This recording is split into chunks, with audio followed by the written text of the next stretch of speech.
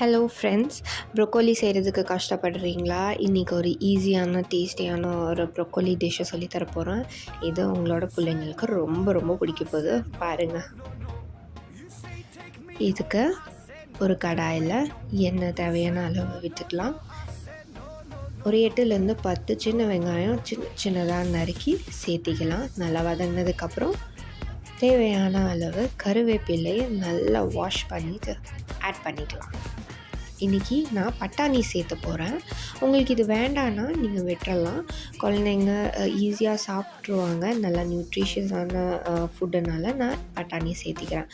இந்த ப்ரொக்கோலியை இந்த மாதிரி சின்ன சின்னதாக நறுக்கிட்டு ஆட் பண்ணுறதுக்கு முன்னாடி சுடு தண்ணியில் நல்லா கொதிக்க வச்ச தண்ணியில் ஒரு 5லேருந்து 7 நிமிஷம் வரைக்கும் நல்லா ஊறட்டும். இதிலேருந்து அந்த ஜெர்ம்ஸ் குட்டி குட்டி இன்செக்ட்ஸ் எல்லாமே செத்துரும். அதுக்காக தான் இது பண்ணுறோம். அதுக்கு மேலே விட்டுறாதீங்க, இல்லைன்னா இதில் இருக்க சத்து எல்லாமே தண்ணியில் போயிடுங்க. ஸோ அதனால் இதை நல்லா ஸ்ட்ரெயின் பண்ணி, தண்ணியே இல்லாமல் ஸ்ட்ரெயின் பண்ணி வெளியில் எடுத்துக்கலாம். இதை குட்டி குட்டியாக நறுக்கிக்கலாம்.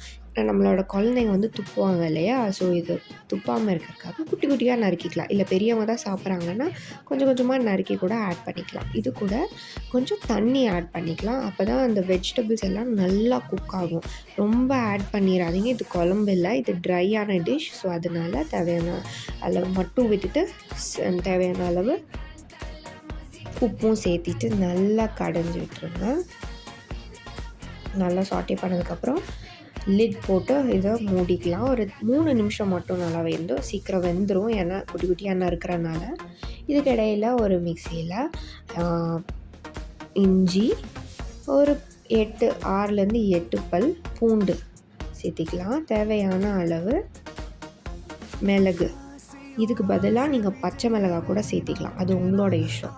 ஸோ இதை சேர்த்திட்டு இதை கொஞ்சம் தண்ணி விட்டு நல்லா அரைச்சிட்டு இதில் ஆட் பண்ணிக்கலாம். இதை நல்லா சாட்டே பண்ணுங்கள். ஏன்னா இஞ்சி பூண்டு ஸ்மெல் நல்லா போகணும். அது பச்சை வாசனை நல்லா போகிற வரைக்கும் நல்லா சாட்டே பண்ணி வேக விட்டுருங்க.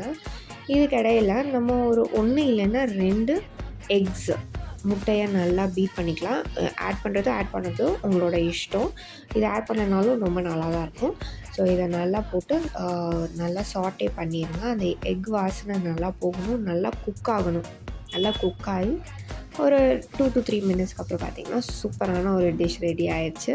ஸோ இதை ட்ரை பண்ணிவிட்டு உங்களோட எக்ஸ்பீரியன்ஸஸை ஷேர் பண்ணுங்கள். தேங்க்யூ.